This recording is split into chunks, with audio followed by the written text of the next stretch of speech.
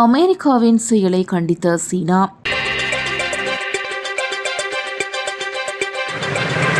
ஈரானிய துறைமுகங்கள் மீதான அமெரிக்காவின் முற்றுகையானது ஆபத்தானது மற்றும் பொறுப்பற்றது என சீனாவின் வெளியுறவு அமைச்சு கண்டனம் தெரிவித்துள்ளது. பாகிஸ்தானில் அமெரிக்கா மற்றும் ஈரான் இடையே நடைபெற்ற அமைதி பேச்சுவார்த்தை தோல்வியடைந்த ஒரு நாளுக்கு பின்னர் நேற்று முதல் இந்த முற்றுகை அமலுக்கு வந்தது.